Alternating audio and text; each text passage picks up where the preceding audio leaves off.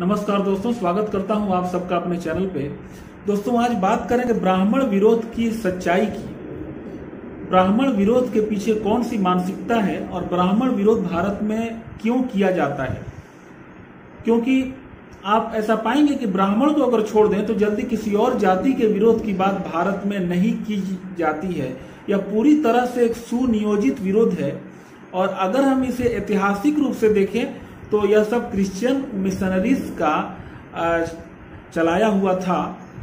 लेकिन अब उसी ब्राह्मण विरोध को हमारे देश के राजनीतिज्ञ और दूसरे स्वार्थी लोग, जिनका हित किसी न किसी मामले में ब्राह्मण विरोध से सधता है, वे लोग ब्राह्मण विरोध करते हैं और दूसरे भोले भाले लोगों को भी बरगलाया जाता है ब्राह्मण का विरोध करने के लिए।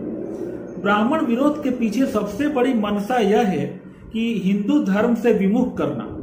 क्योंकि अगर आप किसी और जाति का विरोध करते हैं तो आप हिंदू धर्म के विरुद्ध नहीं जाएंगे। जैसे अगर आप यादव, कुशवाहा, सोनार या बनिया का विरोध करते हैं तो आप यादव के पास से दूध लेना छोड़ देंगे, कुशवाहा के पास से सब्जी लेना छोड़ देंगे, बनिया के पास से आप सामान लेना छोड़ देंगे, सोनार के पास से आप गहने बनवाना छोड़ देंगे। लेकिन अगर ब्राह्मण का विरोध करेंगे तब आप सोचिए आप कौन से चीजों को छोड़ेंगे। जाहिर है आप हिंदू धर्म से जुड़े हुए जो कर्म कांड है आप उनको छोड़ देंगे। और यही विदेशी मिशनरीज चाहते थे। तो एक आरंभ के हिसाब से देखा जाए तो यह ठीक है। मतलब अगर हम 125 साल पहले चले तो उस समय जब ब्राह्मण विरोध लाया गया था तो उनकी मनसा यही थी। लेकिन आज भी उसी ब्राह्मण विरोध को उसी रूप में चलाया जा रहा है। इसके पीछे कौन सी मनसा है? सिर्फ यहाँ के राजनीतिक लोग ऐसा पा रहे हैं कि ब्राह्मण विरोध कर रहे हैं तो हम कुछ जातियों को और कुछ लोगों को संतुष्ट कर पा रहे हैं। अतः मूल समस्या हिंदू नेताओं की है। स्वतंत्र होकर भी वे विचारों में गुलाम बने हुए हैं। वे अपने ऊपर हर लांछन को स्वीकार करते हैं और न कि केवल स्वीकार करते हैं, उसी लांछन को जो कि अपने ऊपर है उसको ही आगे बढ़ाते हैं। मतलब हिंदू नाम के साथ हिंदू धर्म का विरोध करना। वास्तव में ब्राह्मणवाद एक झूठा शब्द है। यह ईसाई मिशनरीज ने भारत के हिंदू धर्म को बदनाम करने के लिए गढ़ा था, पर इसे हटाने का काम किसी हिंदू राजनेता ने नहीं किया। हिंदू नेताओं ने तो जैसे मान लिया है कि इस पर कुछ करने या बोलने की जरूरत नहीं है, उन्हें इससे कुछ भी आपत्ति नहीं होती। ब्राह्मणों ने 3000 से भी अधिक वर्षों से भारत की सभ्यता में अपना योगदान दिया है। यहाँ तमाम ऐतिहासिक लौकिक विवरणों में ब्राह्मणों का उल्लेख विद्वान मगर निर्धन व्यक्ति के रूप में मिलता है। भारत में राज शासन प्रायः क्षत्रिय, जाटों, यादवों, मराठों और मध्य जातियों के लोगों के हाथ में था। धन संपत्ति वैश्यों या व्यापारियों के हाथ में थी। ब्राह्मण का काम वैदिक ज्ञान का संरक्षण करना, शिक्षा देना, धर्म संस्कृति की समग्र चिंता करना रहा। इसलिए संपूर्ण भारत में ब्राह्मणों का सम्मान सदैव बना रहा। उन्हें कभी भी किसी बात के लिए लांछित करने का कोई उदाहरण नहीं मिलता है। आज ब्राह्मणवाद का लांछन और ब्राह्मणों का विरोध उस वैदिक ज्ञान परंपरा के खात्मे की चाह है, जिसके खत्म होने से हिंदू धर्म समाज खत्म हो जाएगा। अतः ब्राह्मणों से घृणा का अर्थ उनके मूल काम और शास्त्र अध्ययन से घृणा पैदा करवाना है। क्रिश्चियन और इस्लामी दोनों साम्राज्यवादी हैं। वे खुलकर इसमें लगे हुए हैं ब्राह्मणों के विरोध में, क्योंकि कहीं ना कहीं उन्हें हिंदू धर्म के विरोध करने का एक सुनहरा अवसर मिल जा रहा है इस बहाने। इसलिए ब्राह्मण का विरोध इस जोर शोर से दूसरे धर्म के लोगों के द्वारा किया जाता है, क्योंकि वे किसी न किसी तरह से अपने धर्म का प्रचार करना और लोगों को कन्वर्ट करना चाहते हैं। इसलिए ब्राह्मण का विरोध किया जा रहा है। अतः ब्राह्मण विरोध का निहितार्थ हिंदू धर्म समाज के खात्मे की चाह है। तमाम एक्टिविस्टों का ब्राह्मणवाद का विरोध अगले ही वाक्य में हिंदू विरोध पर पहुंच जाता है।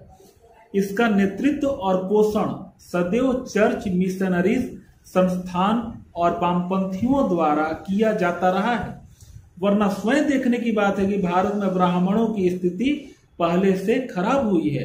निर्धन तो वे पहले भी थे, पर आज उन्हें वंचित और सताया तक जा रहा है। दोस्तों, यहाँ मैं अपवाद की बात नहीं करूंगा, हर जगह कुछ ना कुछ अपवाद हैं, लेकिन ये सब वामपंथियों का काम है कि उस अपवाद को ही आगे करके दिखाना कि एक इस तरह का एक आपको लगे कि नहीं, ब्राह्मण तो बहुत आगे हैं।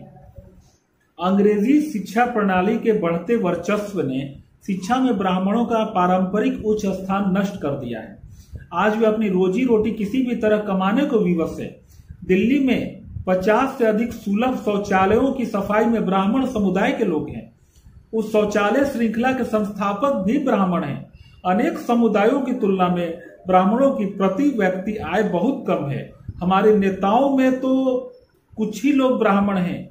सभी राज्यों में निचली और मध्य जातियों के ही लोग सत्ताधारी हैं। तब किस ब्राह्मणवाद वर्चस्व को कुचलने की बात हो रही है, जबकि ब्राह्मणवाद है ही नहीं। ब्राह्मण विरोध करने वाले ध्यान दें, यह स्वयं उनके खात्मे की पहली सीढ़ी है। एक तरफ तो बहला फुसला करके धर्म परिवर्तन करने की चाह है, तो एक तरफ गजवा हिंद जबरदस्ती धर्म परिवर्तन करने की चाह है तलवार के बल पे। तो एक हिंदू के रूप में हम लोगों के खुद का अस्तित्व ही दांव पर चला जाएगा अगर हम ब्राह्मण का विरोध करेंगे। तो ब्राह्मण का अर्थ मुख्यतः ज्ञान, सदाचार, सेवा और त्याग रहा है। यही भारत का धर्म था, जिसके वे ज्ञाता थे और शिक्षक थे। उनके विरुद्ध जहर घोलना लगभग 125 सालों का धंधा है। यहाँ के नेता किसी दूसरे समूह या जाति को साथ लाने के लिए ब्राह्मणों का विरोध करते रहे हैं।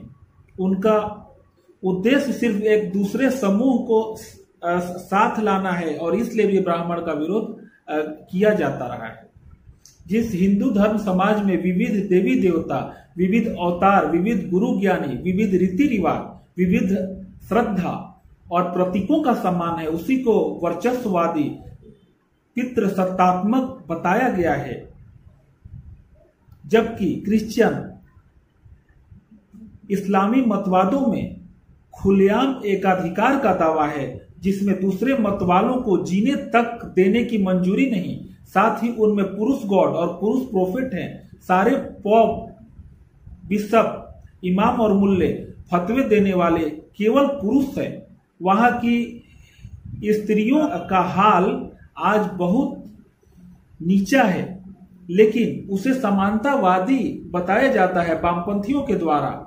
दोनों बातें एक ही लोग और संस्थाएं प्रचारित करती हैं। वही लोग ब्राह्मण का विरोध करते हैं और वही लोग इस्लाम और क्रिश्चियन धर्म को अच्छा बताते हैं। तो आमतौर पर आप पाएंगे कि यह दोनों बातें ब्राह्मण विरोध करने वाले में कॉमन रहेगी। वह कहीं ना कहीं दूसरे वाक्य में वह यह भी बोलेगा कि क्रिश्चियन धर्म और इस्लाम हिंदू धर्म से बहुत ही अच्छा है। अगर कोई पितृसत्तात्मक वर्चस्ववादी है तो चर्च व इस्लामी संस्थाएं, जिसे आज भी पूरी दुनिया में प्रत्यक्ष रूप से देखा जा सकता है, पर हमारी आंखों में धूल झोंककर हिंदू धर्म समाज को ही निशाना बनाया गया है। यह सब मुख्यतः हिंदू नाम वाले ही मूर्ख, स्वार्थी भारतीय और यहाँ के राजनेताओं द्वारा किया जाता है और इसे बाहरी शत्रु इसे बढ़ावा देते हैं। मगर यह संभव इसलिए होता है क्योंकि हम खुद भी असमंजस में हैं। तमाम दलों के नेता इसके उदाहरण हैं। अतः मिशनरीजों पर रंज होने के बदले हमें अपने अज्ञान को दूर करना चाहिए। हमें अपने आंखों से और अपने विवेक से इन सब चीजों को समझना चाहिए। धन्यवाद दोस्तों। अगर वीडियो पसंद आए तो वीडियो को लाइक करें, शेयर करें और चैनल को सब्सक्राइब करें।